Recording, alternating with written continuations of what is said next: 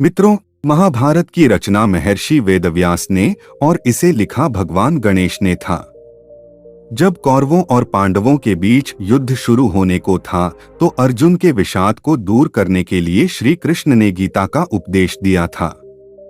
कहा जाता है कि गीता में जीवन से संबंधित कई तरह की परेशानियों का हल मिल जाता है।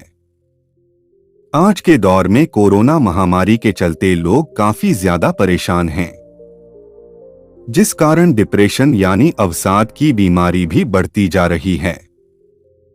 तो ऐसे में गीता के ये कुछ उपदेश आपको तनाव मुक्त रहने में कारगर साबित हो सकते हैं। सलाह और विचार विमर्श तथा मार्गदर्शन भले ही सबसे लेते रहें, लेकिन निर्णय स्वयं की बुद्धि से लेना चाहिए। श्री कृष्ण ने अर्जुन को पूरा ज्ञान देने के बावजूद यह स्वतंत्रता दी थी कि वह स्वविवेक से निर्णय लें और कार्य करें।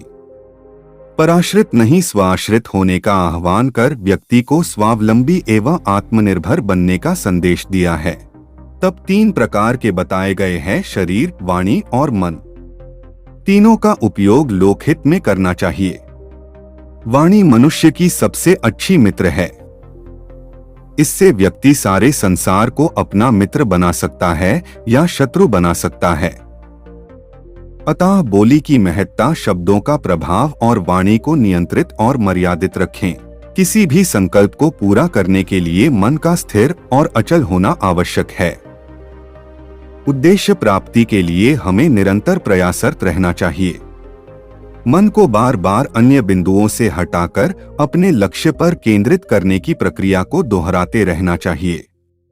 इस प्रक्रिया का चमत्कारिक प्रभाव देखने को मिलता है और कार्य तल्लीनता से संपन्न होता है।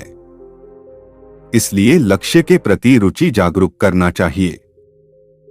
आगत विगत की चिंता से मुक्त होकर कर्मपथ पर आगे बढ़ते जाना चाहिए। घटनाएं प्रकृति के घटनाक्रम की कड़ी हैं और वे समयानुसार घटती रहती हैं। अनावश्यक चिंताओं में उलझना जीवन के अमूल्य समय को नष्ट करना है। इसलिए तनाव रहित होकर अपना कर्म करते जाना चाहिए। जीवन में प्रगति के लिए मनमस्तिष्क के साथ साथ तन का स्वस्थ रहना भी जरूरी है। कोई भी कार्य शरीर के द्वारा किया जाता है।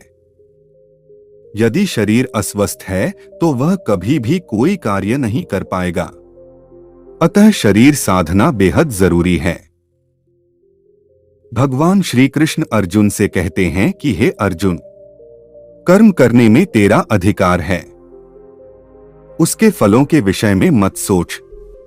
इसलिए तू कर्मों के फल का हेतु मत हो और कर्म न करने के विषय में भी तू आग्रह न कर। कोई भी मनुष्य क्षण भर भी कर्म किए बिना नहीं रह सकता। सभी प्राणी प्रकृति के अधीन हैं और प्रकृति अपने अनुसार हर प्राणी से कर्म करवाती है। तो मित्रों, हमारा वीडियो कैसा लगा? अच्छा लगा हो तो कमेंट करके जरूर बताएं।